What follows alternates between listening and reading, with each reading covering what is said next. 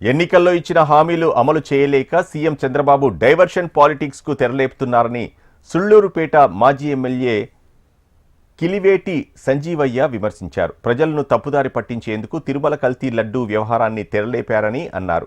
TTD ప్రతిష్టను రోడ్లపైకి లాగి వెంకటేశ్వర స్వామిని కూడా అవమానిస్తున్నారని సంజీవయ్య మండిపడ్డారు.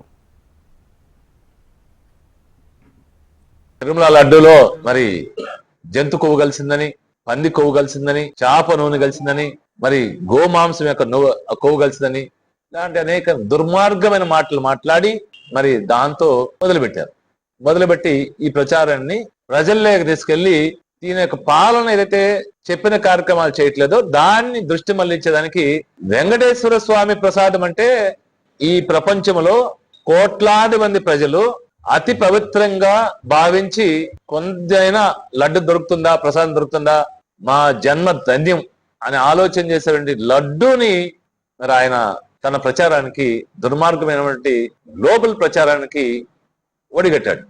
కారణం ఏంటంటే మరి ఆ రోజు ఆయన ప్రభుత్వం అధికారంలో ఉంది. ఇక్కడ గమనించాల్సిందంటే ఆయన ప్రభుత్వం అధికారంలో ఉంది. సెప్టెంబర్లో అంటే ఎవరు ప్రభుత్వంలో ఉన్నారు?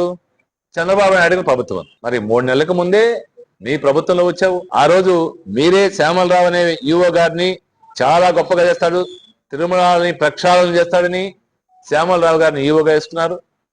మరి ఆయన అధికారంలో ఉన్నప్పుడే మరి నెయ్యి అడుకొస్తే ఆ నెయ్యిలో కల్తీ జరిగిందని శ్యామలరావు చెప్పడం, దానికి ఒత్తాసగా చంద్రబాబు నాయుడు గారు అనిమల్ పార్ట్ జంతు కొవ్వు కలిగిందని చెప్పడం, దానికి ఒత్తాసగా ఇంకొక అడుగు ముందుకేసి పవన్ కళ్యాణ్ గారు మరి పంది కొవ్వు కలిగిందని, గో మాంసం కొవ్వు కలిగిందని, చేపలు నువ్వు ఇవన్నీ చెప్పేశారు. సరే, ఇన్ని చెప్పిన తర్వాత సిట్ అవుట్ వేశాడు ఆయన చంద్రబాబు నాయుడు గారు.